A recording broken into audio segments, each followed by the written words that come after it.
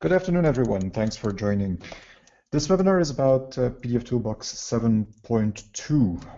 That might be or might sound a little bit surprising because it's a minor update, but there are actually two features in this minor release that are more than significant enough to do a webinar about. In case you had not been informed of that or noticed that, I also did a webinar yesterday about pdfToolbox server that is actually part of a sequence of 4 different webinars that we are holding every Wednesday of February.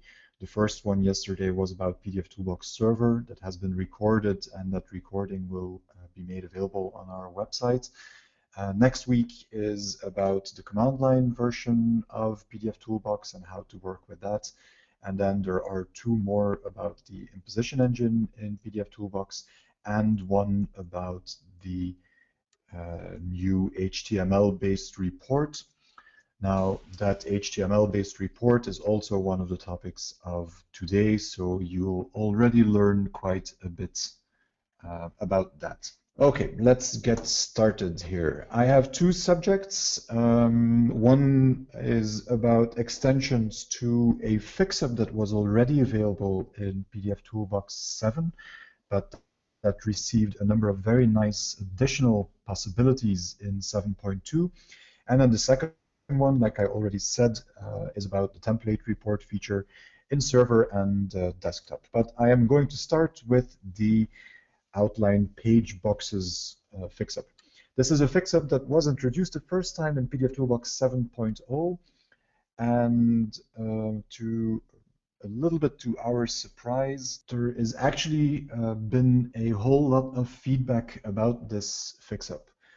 And so much, in fact, that this 7.2 update brings a number of additional possibilities for the fix-up. And instead of talking about it, I am simply going to show it. So let me switch to pdfToolbox desktop. What you're seeing here is version 7.2, and you will need 7.2 for all of the things I talk about in this webinar. So if you have an older version, the updated installers are on the Callus software website. Go and update your server or desktop. Get some windows out of the way. I've prepared a number of fix-ups to show you what this is about. I also have a very nice document to play with that, as you can see, well, you can't see, but it has trim marks, and I can tell you that it also has a trim box that is placed where you would expect it to be according to the trim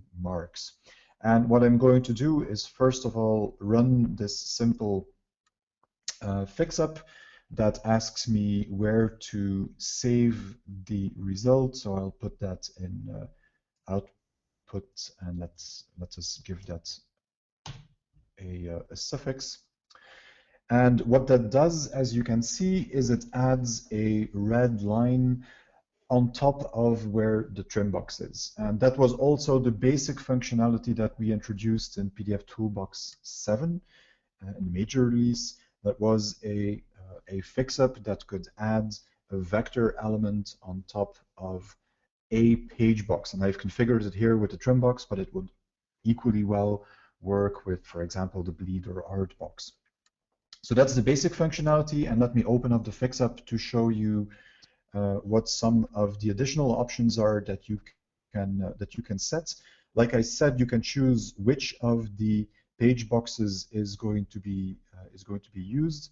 You can set the width of the vector element that is added, either just with a number or using a variable so that it can be influenced through a command line parameter or something like that.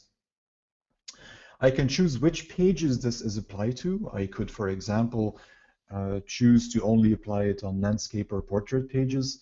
We had an example in the webinar about pdfToolbox 7 earlier on that only added this element on pages where there were page elements coming close to the trim box. So to highlight pages where you could potentially have issues. but this works just as any other fix-up where you can specify pre-flight checks. This works with a pre-flight check that allows you to identify the page that this fix is going to be applied to. Then I can choose the color space and of course color values. In this case, I had set it to CMYK red. I can also ask for this to be created as a spot color, and I can create it on a layer, and then some other options that I'll come back to in a second. But just to show you what happened here, if I go to show separations, you'll see that there is a Pantone 124 layer, and that contains that trim box element that I added. So that worked. And if I go to explore layers in the document, you can see that a trim box layer was created, and I can actually use that trim box layer as well to switch on or off the element in the document. So let me close that and go back to my original. And a second fix, just to show you some of the additional parameters that we have here. This also allows me to now define an offset of these lines. And that is in those cases where you want to generate a vector element on top of the trim box, for example, but you want to have the line either slightly inside or outside the trim box. So not centered on top of the trim, but inside or outside. And I've here moved it outside. Positive values move outside by 5 points. And if I run this, should again be relatively quick. Let's call this fix 2. If I run that on the document, you can see that it now no longer is at the exact location of the trim, but it moved the line that was added slightly outside of the trim box in this case. So that's what that parameter does. Now that's all still seems like a very easy to use, but maybe not so powerful fix-up. I want to show you 2 examples of things that all of a sudden make it a lot more useful. Let me run this varnish fix-up that I've prepared. Okay, so what this one does is instead of adding a line on top of the trim box, if we look at the parameters for this fix-up, so instead of adding a line, in this case I selected the bleed box. I still set a line to a width of 1 point, but there is this additional option selected now that says fill area completely with color. So now I don't get a vector, a stroked vector on the bleed box. I actually get a filled rectangle that completely overlaps the bleed box. And it's a little bit larger than the bleed box because of the additional 5-point offset that I've added here as well. So what this allows you to do is if I add this as a spot color and I put it on a layer, it's now a very nice way to add, for example, a varnish color on top of a document. And because it will always take the size of the trim or the bleed box, it's actually a very nice way to add this kind of element on top of one of the page boxes. So that's a slightly more useful example already, and I've prepared one last one to show you how you can, if you want, use or abuse this fix-up for nice things. One of the examples that I've seen in a number of implementations is people wanting to dim out the area outside the trim box. For example, to show to a customer what the actual trim size of the document would be, and to show them what would either be too close to the trim box or something like that. And pdfToolbox actually already has a visualizer feature for that. If I go to visualize safety zone, it already does something similar. However, if you, in an automated workflow, want to mimic that but slightly modify what happens here, this new fix-up now gives you some possibilities for that. So let me run the outside trim example, call that 4. There we go. So what it did now is add a yellow border outside the trim box in this case. And how did that happen? This is not filling up the rectangle as we did before. It is coloring everything outside the rectangle. Now, there is no option for that in that fix-up, but with a little bit of creativity, there are ways around that. What I've done here is I've added a 1,000-point line. So the width of the line is 1,000 points. And with the offset, I've moved it 500 points outside of the trim box. So the net result is that I have a very wide line, and I move it enough outside of the trim box so that the edge of the line coincides with the trim. And this gives you a way of filling everything outside of the trim box. It's not perfect if you have a document where the area outside the trim is larger than 1,000 points, then you'll see the end of the coloring. But in most normal documents, as what you have here, it extends far enough beyond the end or beyond the edge of the trim box that it gives you exactly what you're looking for. And of course, here as well, the color is configurable. So if instead I wanted to use a black or a dark gray color, for example, all I have to do is adjust that a little bit. And of course, this can be combined. I could perhaps want this yellow border or a gray border outside of the trim box, and at the same time add the thin red line on top of the trim box again. All I have to do is make a process plan, and in that process plan, define this outside trim fix and define the outline trim box in red fix, and that would give me exactly what I am looking for. If you want to recreate exactly what the visualizer does, and the visualizer, if you remember, colors everything outside the trim, adds a red line, and then also puts a gray mask in the middle of the center of the trim area. I could also do that by combining it with a variant of the varnish that I've used as well. So again, that would be one process plan with, in this case, 3 different fix-ups with different settings. So actually a very nice fix-up now to have all kinds of visual effects when you're trying to visualize a trim or a bleed area to a customer. Good. Let me close that document. That was what I wanted to tell you about this this particular fix-up. And let's go back to the presentation for just a second now. So that was one. Secondly, and it only becomes more interesting, the second point is enhancements for the template report. The template report is a report format that consists actually of an HTML template that on the fly is converted to PDF by pdfToolbox. It's a report format that was introduced in pdfToolbox 7 in the major updates, but in that update it was only available in pdfToolbox server, the automated version.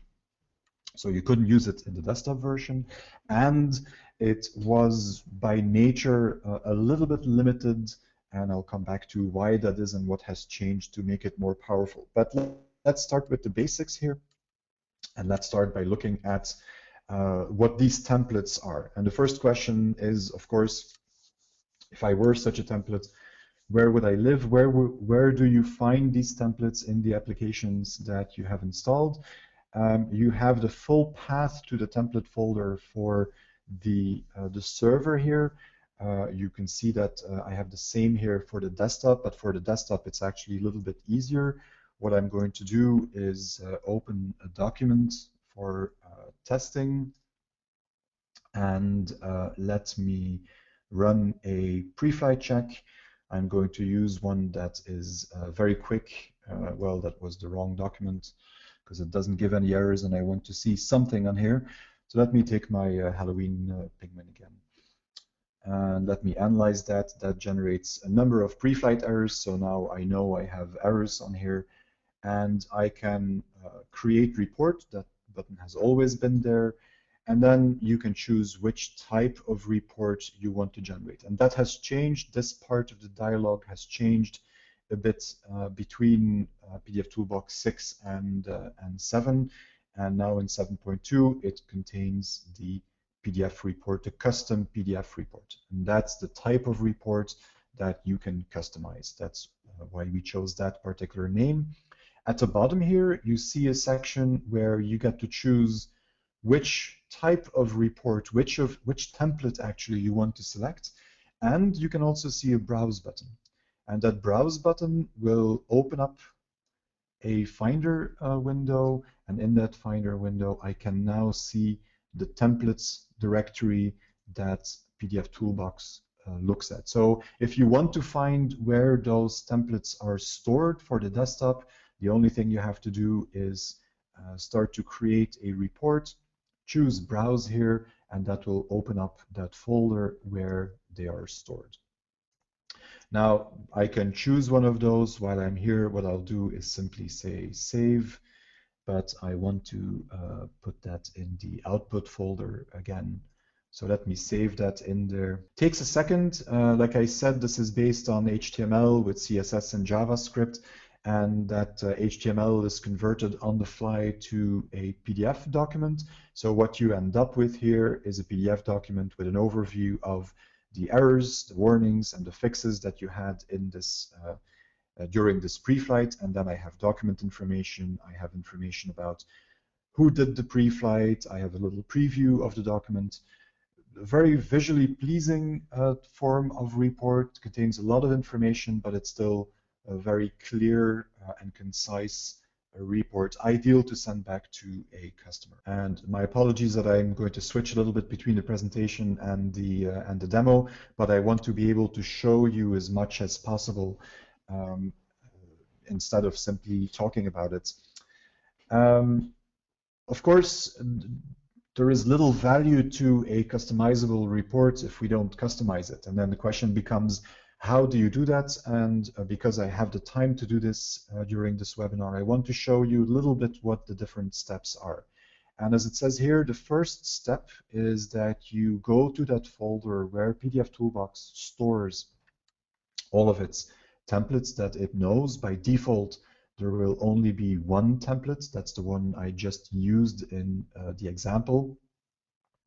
But what I can do now very easily is I can take this folder and I'll simply duplicate it and then give it a name. The name of the folder by itself is not important. Let's call this webinar. The name of the folder is not important, but if I open that folder, I can see a bunch of files in there, and the manifest file, the manifest.xml file that I have in there, that one is the one where a lot of the configuration of this template takes place. And if I open that, you can open it simply in a text editor. I'm going to use one that shows the HTML structure to already to some extent. If you look in there, there is some information in here that controls the name in the user interface. So I'm going to throw away this dict parameter because that has to do with localization for pdfToolbox. And what I'm going to do is say webinar templates in here. And then you can change the description as well if you want. You can see some other information in here. We'll get back to that. But for now, I'm only just going to change that display name item that I have in here. So I've changed that. I can now go back to pdfToolbox. And if I say analyze again and create report, if we click on the PDF reports section, then now I have a webinar template in here as well.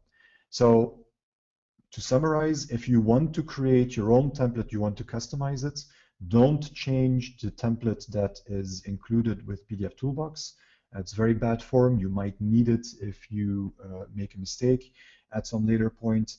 Simply copy that folder and go into the manifest.xml file to modify your the display name of that template. And as soon as you save as you save that manifest.xml file, pdfToolbox will show a second item or an additional item in the list of templates. And of course, these templates that I use with pdfToolbox desktop can then afterwards also be used you can use these templates in the server version as well, of course. The advantage of having this in the desktop is primarily perhaps that you're able to very quickly modify something and see in the desktop what the result would be.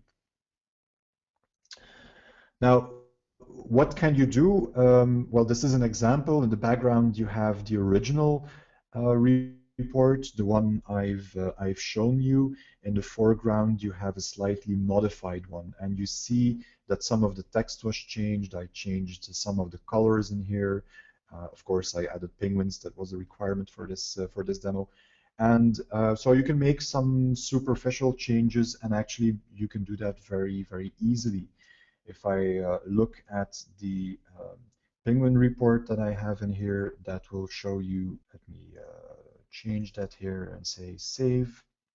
Yes, I want to replace, and I'm going to generate that PDF file. So this is the one that I modified earlier on. It's not the webinar one that we copied because I haven't changed anything to that one yet, but this is an example of what you can do.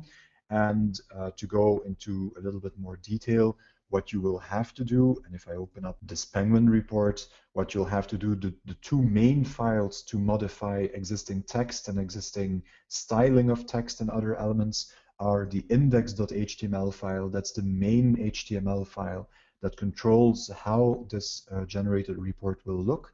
And then I have the CSS file, default CSS. That is the CSS file that contains a lot of the styling. Now, if I open up the HTML file in my text editor, you can see that that one includes the style sheet, and I could include other style sheets as well. You can see that it also includes a number of JavaScripts, and we'll talk about those a little later. And then it has the different items on here. Now, I'm talking about some of the stuff that will come back in the presentation. We'll skip the slides in the presentation later. But what I mainly want to show is that this is a standard HTML file. This is not in any way a custom scripting format. Those of you that have used the imposition language in pdfToolbox know exactly what I mean. This is not like that. It's standard HTML. So anyone who has experience with working with HTML and working with JavaScript and CSS will recognize a great deal of what you have available here. This is standard HTML with some additions on top. Additions, well, the manifest.xml file is already an addition. That is a configuration file, if you want, that tells pdfToolbox what to do. But if you look closely, you can see some other additions in here as well.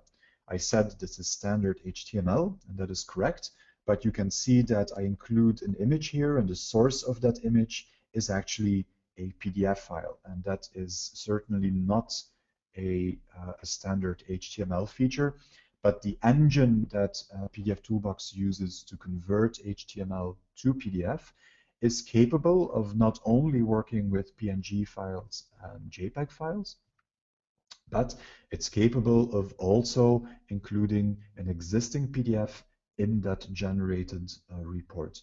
So this PDF will simply be read and will be stored in the generated PDF report, which is very nice because it again gives you some additional possibilities. Now, because this is standard HTML, I can do whatever I want in this one. So you can see the text that will be written to the page. You can see what will be added, and I've already made some changes. If you want to see what those changes are, I'll simply open up the index.html for the original Callas templates as well. And then you can see that where I have, on the one hand, in the Callas templates, I have a little JavaScript here that reads the name of the tool that is used and the variant of the tool. This will generate pdfToolbox desktop, these two lines. In my adjusted template, I've changed that to a fixed piece of text and to a fixed version number. So any type of HTML change that you would normally be able to do on a website, you're also able to do here. The engine that you have here is based off WebKit, so it's a standard HTML engine that understands all of the HTML and CSS properties that you're used to from a website. Okay, let me close these and go back. And I can see I have a number of questions that are waiting, but I'll have a look at those when I'm at the end of this at the moment. So let me go through a few of these slides very quickly. As I said, you can very easily change logos and so on by simply putting a new image in the image folder and then referencing that from the HTML file. You can use PDF just as well as you can use PNG or JPEG images. And of course, you can also change the look and feel by going into the CSS file that you use and simply updating the CSS file there as well. So let me recap. If you want to use your own templates, the steps would be duplicate the templates or the whole folder of that templates, change the name of that folder. That's the name that is displayed by pdfToolbox in its create report dialog. Then you can put whatever images you need in the image folder. You could put them somewhere else as well, but this is a good standard location to do it. And then adjust index HTML and your default CSS file to accomplish the style changes or content changes that you want. That's like the minimum amount of things that you can do in this report. Now, of course, I've already given this away to a large extent. Because this is standard HTML, you can certainly do bigger changes than what was said here. If you simply want to remove content or you want to completely modify something that the standard report writes out with your own information, then you can certainly do that. Simply play with it, generate a report and see whether you get the result that you're expecting. But again, because this is based on standard HTML, it should be rather straightforward to do so. An important point, and one that I haven't talked about yet, is that you also get some JavaScripts in the scripts folder, and I will simply open these two in TextMate as well. In the overview JavaScript, there is a bunch of functionality that is used by the default report templates. You can go through this, but you'll see that all of these are things that are used in to generate the default report that is delivered with pdfToolbox. If you look at the params.javascript, then this is different. This one contains a number of dictionaries with information. And this doesn't look correct. If you open up the file, you'll see that it doesn't seem to contain much. The idea behind this is that these are variables that you can use in your report and in your template, in your index.html file, for example. And every time that pdfToolbox generates a report, it will copy the whole folder that you have in here. So your whole template folder will be copied. This JavaScript file with all the parameters is updated to include all relevant information. For example, there is a date parameter here that will actually be filled with the current date when that report is generated. And then once that is done, your index.html file is converted to PDF. So if that index.html file requests values from this JavaScript file, then these values will always be the one specific for that run that you do to generate a report. That also means that you shouldn't update or change this parameters file yourself, because every time a report is generated, pdfToolbox will basically recreate this parameter file so that you have all of the relevant information. This file is simply here so that you can see which of these parameters are available and that you can use in your index file, but they will be overwritten every time a report is generated. So that's a way to not only change the text or the look and feel of the text, but do a much more extensive changes to this report already. Now, I want to, as we're already half an hour in this webinar, I want to actually go to the last section in here, which says adding advanced content. And this is together with the fact that the report is available in the desktop in 7.2, this part is also new to 7.2. So if you want to play with this, you'll need, again, this updated version. Let me close my things I don't need anymore here, and let's look at this. Now, one of the problems when you start playing with customizable reports is that different people want different information. However, not everyone wants the same information. So while pdfToolbox could have generated a very, very large variable JavaScript file with all imaginable information from the document that is processed, that would have made the process a lot longer to generate one of those reports.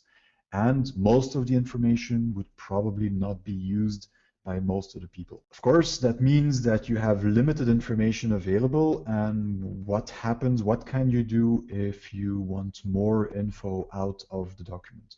What happens, for example, if you want to look at specific document information, if you want to look at, for example, what output intents are in the document, if you want to make a list of the fonts in the document, if you want to look at which values triggered a particular fix-up or error, all of that information is by default not provided to this index.html file, so you can't access that.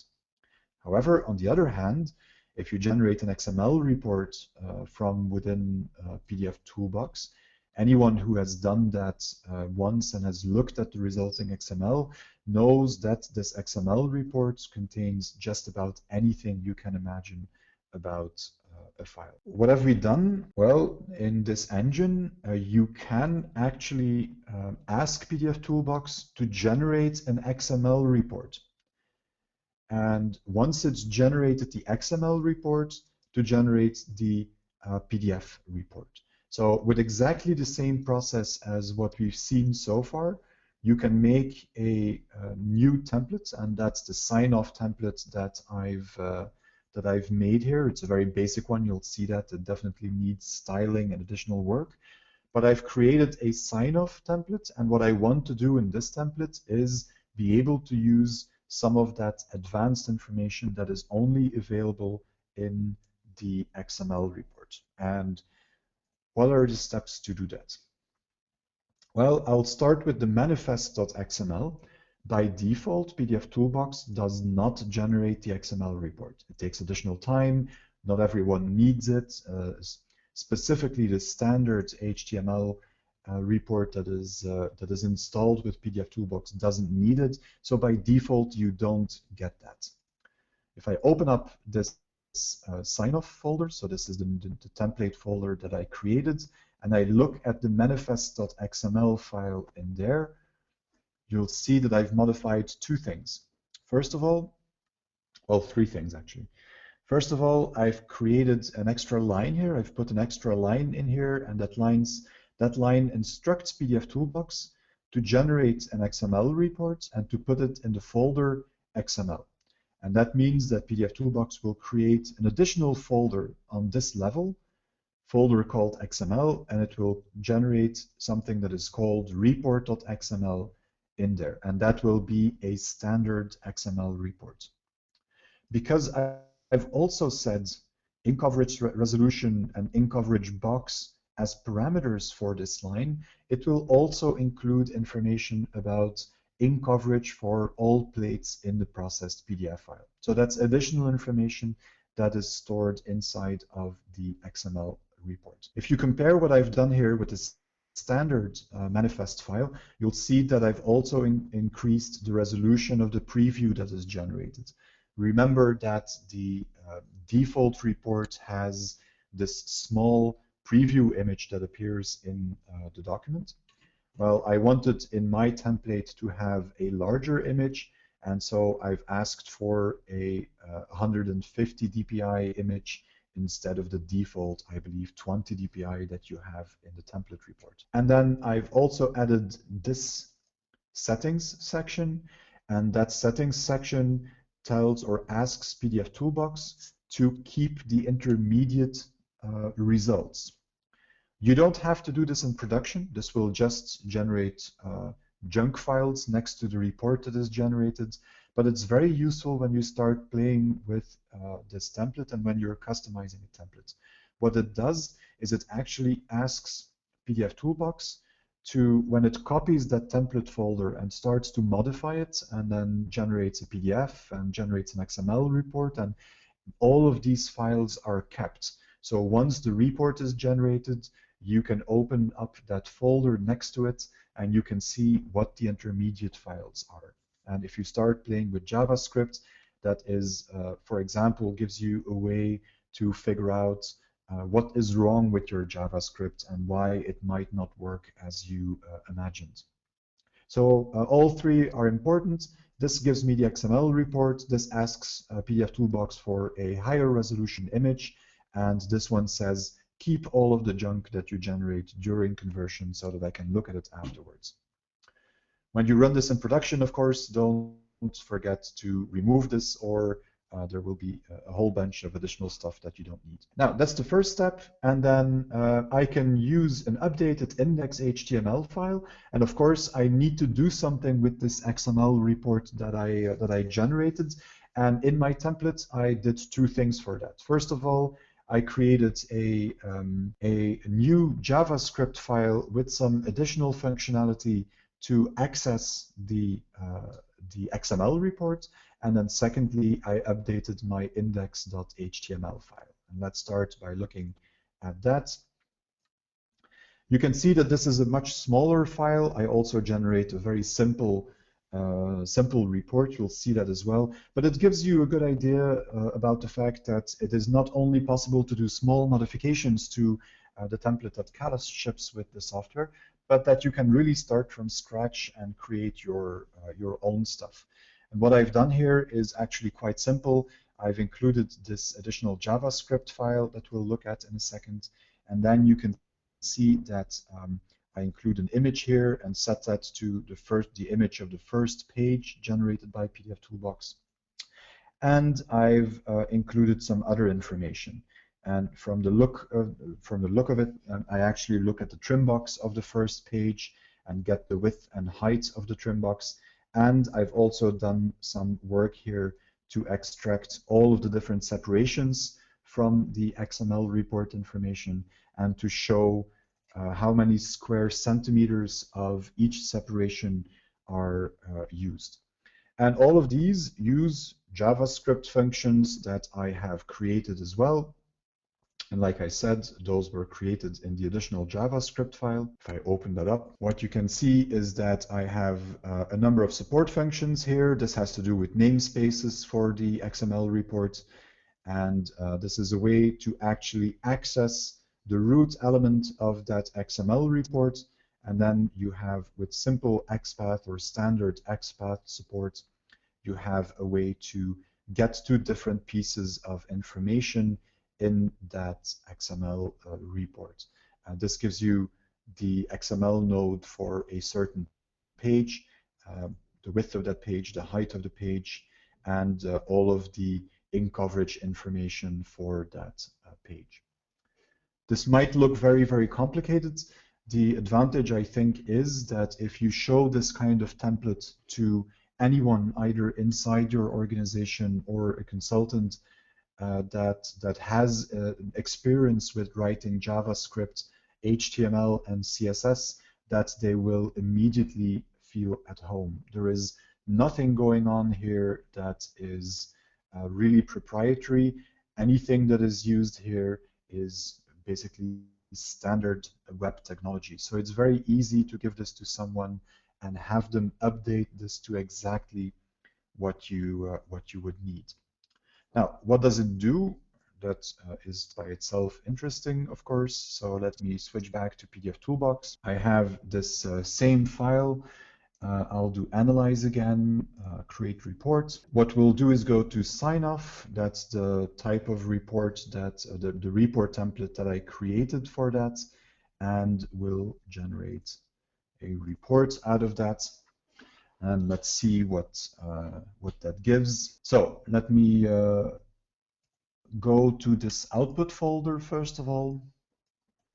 If you look at the output folder, you can see that it indeed generated the report that we asked for, but it also generated a folder next to it, just as I predicted that would happen. In that folder, you have all of the temporary information, and you can see that pdfToolbox indeed created a subfolder called XML, and in that subfolder, it created the full report XML.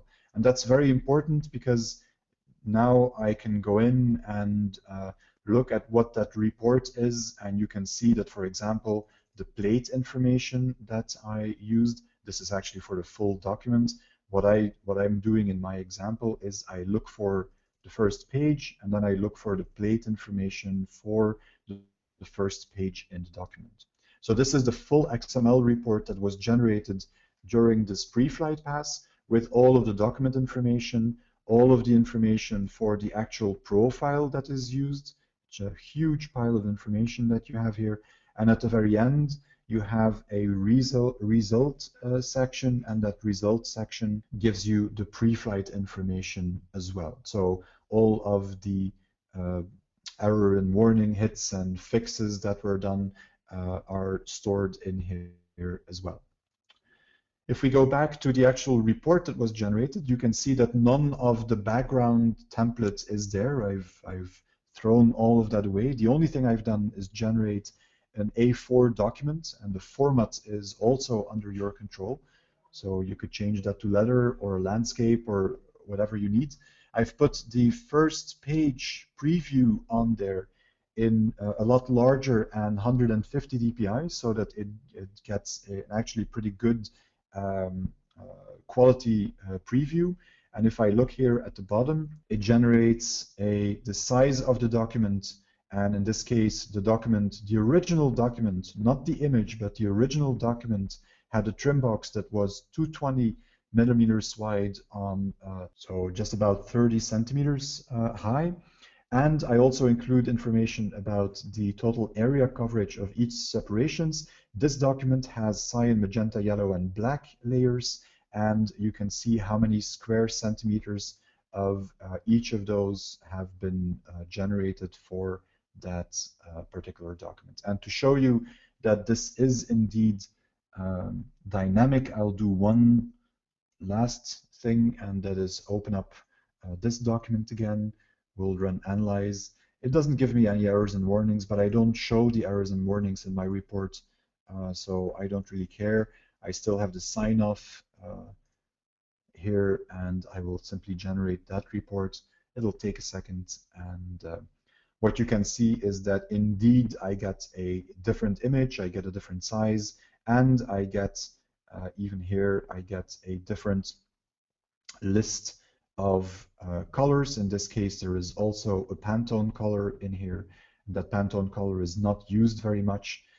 The other colors are used a little bit more. So it's really dynamic information that was extracted from that XML report. So again, a summary perhaps. If you want to create a report that is very different from what you have in the default template report, you definitely can. The only thing you have to do is once more create a new folder and go through the steps to customize it. In the manifest.xml, you can ask for the XML report generation, and then you can use XPath statements. You can use standard HTML and JavaScript functionalities to access the content of that XML report and insert it in the PDF that is generated by pdfToolbox. And there are quite a few different uses that you could imagine for this. What I did here with ink coverage is actually a good example. In some cases, people want to know how much ink is going to be used in order to be able to give a good quotation. Well, this is something that you could very easily do with the type of report that I've created here. And because I have JavaScript support, I could even take the ink coverage information, multiply that with the different prices that I have for the inks, and come up with a final cost number for the file if it were printed. So the sky is the limit, really. Okay, that's about what I wanted to go through. So let me look at which questions there were and see if there is anything that is not answered yet. If you have your own questions, now would be a very good time to ask them, of course. Can we create a report with the errors visually on different layers?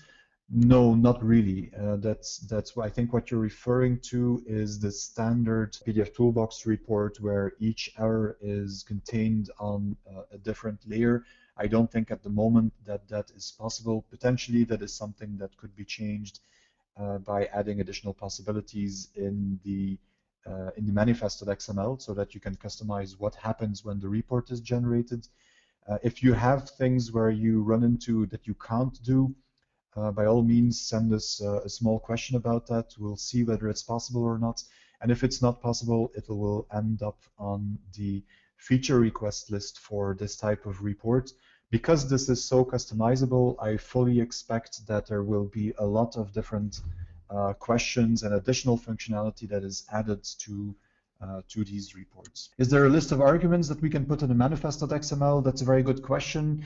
For starters, we'll provide you with the report with the examples that I created here. There are also some additional examples that Mark generated at Callas and at the Callas side. We can provide those to you. That's one. And then secondly, I think an overview list of what the different possibilities are in there would be very good. That's something that we take away and that will provide. Can the customized templates be accessed from Switch? The answer is yes. If you have the latest version of the pdfToolbox configurator, and that is important, that functionality will be available there as well. And to get the latest version of the configurator, that is not something that pdfToolbox can do. So it's not something that the pdfToolbox installer can solve for you. Switch has, at least on the Mac, you can go to the help menu. I think it's the same on Windows, actually. You can go to the help menu, and there should be a menu item under there that I believe is called Manage Configurators. If you click that, you'll get a dialog window that shows you which version of the configurator you have, and that can also show you which updated configurators are available, and that will allow you to download the latest version of each of these configurators. So simply update the configurators through Switch, and that will give you the possibility to generate these template reports from Switch as well. Okay, that's it for me. If there are no other questions, then I only can thank you for attending this webinar. Let me end by reminding you once more that we have this webinar session or sequence of webinars in February, every Wednesday at 4, so from 4 to 5. There is a webinar. The theme of the series is about automation in pdfToolbox. There is one that you missed if you weren't there for pdfToolbox server. You can still see the recording of that online. It hasn't been posted yet, but it will be posted shortly. And then the other 3 webinars will be about the command line version and how to deal with that. Then the imposition engine and what you can do with that. And then the last one is about the PDF, HTML to PDF engine used for report generation, and that will likely be similar to what you've seen in this session. But we'll try to add some additional possibilities again or examples again to keep it interesting. Thanks very much. If you have any additional questions, don't hesitate to send us a follow-up email. I've seen after the webinar yesterday that a number of people did that. I'm very pleased with that. Just send an email to either my email address or support@4ps.com or sales@4ps.com for commercial questions, and we'll be happy to help you. Good. Have a great day, and hopefully I see all of you again for the webinar next Wednesday.